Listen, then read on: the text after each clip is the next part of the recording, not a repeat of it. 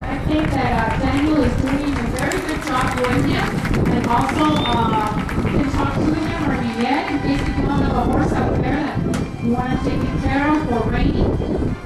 You're seeing the right people. And he's also going to be available for breeding this season. If any of you are interested, you can talk to him too. And as you can see, the horse is very still. You can see the different movements. You can see him doing the petticoats and earrings, swirling the rope around the horse. And when you're out there, you can really hear the rope on your ears.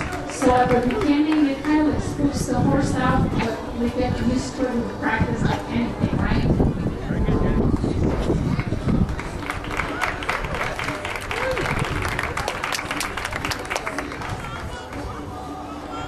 And this is one of the Daniel's babies, right? And we need to be taken care of. And since they're young, also, this is what they would do on their leisure time after getting home from school. And before doing time, after doing homework. Now to the sides. Now to the opposite direction,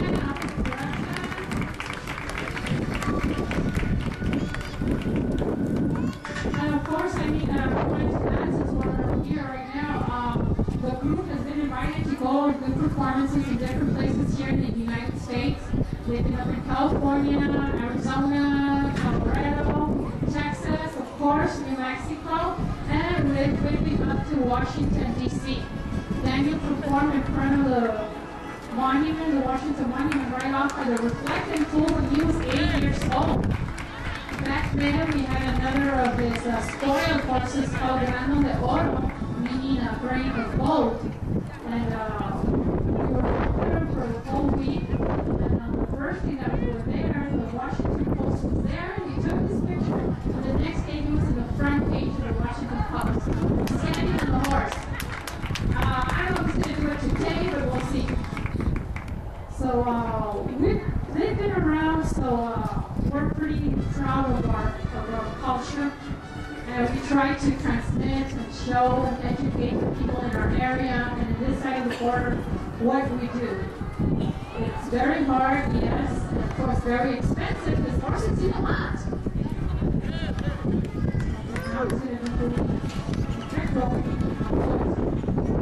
And hopefully Chico will stay still and not move and just watch Daniel and watch you also.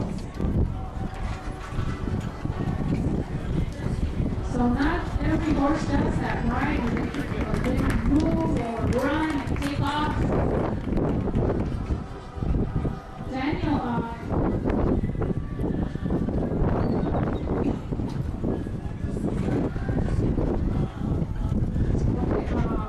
it was back in 2008. Daniel was regionals, first place, of course, and then he competed in 2009, and he got regionals again. And then in 2011, right now, well, he's preparing for this year to go to state, nationals, and regionals. Last year, he got regionals, and he got all-around national reserve also. So he's held quite a few titles, placing first at state, regionals, and national competitions, and placed second. So I think we're doing a pretty good job, and hopefully this year they prepare well so they can get that title again. And also, I didn't mention, but Miguel also, my other son, he got regionals in 2010, and he got all around national reserve also last year. Oh!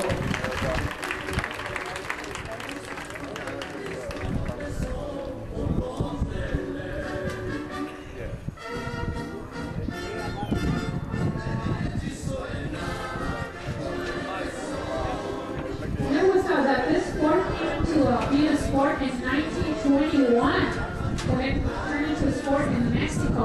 They used to do it out in the open. They used to use all this tricks and all the rope and all this maneuvers when they were out in the open, bringing in the cattle, bringing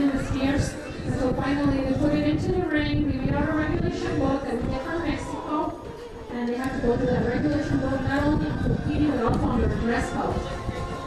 So we've registered since 1921, and then in 1923, more and more associations were registering. So right now, there's over 800 associations registered in Mexico City, in Mexico. It was in 1976 that the first charro school was established in Mexico. So there's a charro school over there that shows you all the good tricks, right? To being a good charro, a good rider, a good trick roper on foot and on horseback. And also, we're glad to say that we have our own national holiday every year. That is on September 14th. That's Charro Day. Okay, this is what I was talking about. That Daniel was. That's why he came out of the Washington Post newspaper. So, and she was supposed to stay very still. Just pay attention and not move.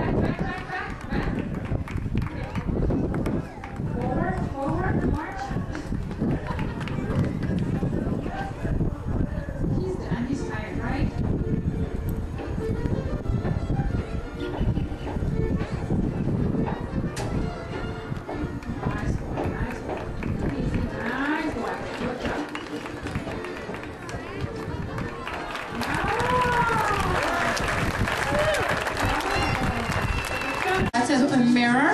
He holds it right in front. It's like a mirror, an espejo, a basket in and out. And on a competition, they have different points, each different movement, so they accumulate them like any other sport. They accumulate points for the team and for themselves as individual also. He's doing like a petticoat, in and out, like a screwdriver. And of course, this is takes up a lot of time, a lot of patience, but this is what our kids do, our family. This is what they do on their leisure time when they're not in school, when they're not working. And sometimes when the weather, the weather's coming to be pretty good right now, so they can be out there for hours and hours. Vamos, Miguel, vamos, go! Give him a hand.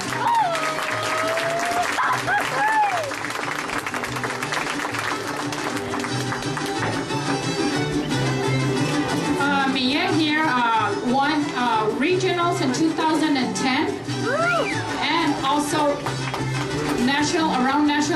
the all-around national reserve in 2010 also. And now for this year, they're preparing to compete this year, so hopefully they'll come pretty close, if not winning, at least come pretty close.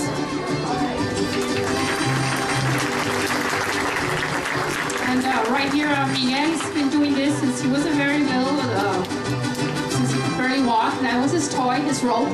He would drag it like if it were his security blanket, but instead it was a rope. So he's been doing this all his life. This is his toy, and this is what they do on their leisure time. That's kind of like the bicycle, la bicicleta. Big basket.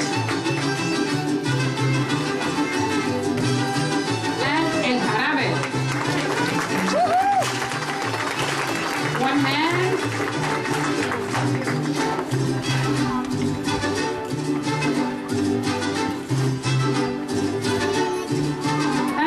Miguel here does a lot of the reining also on the horses that we'll be seeing. A lot of the reining and the training on the horses. He trains his own horses just as the other Daniel does his own training too. And if any of you have a horse out there also, you can talk to them, visit with them at the end of the show, and they can give you some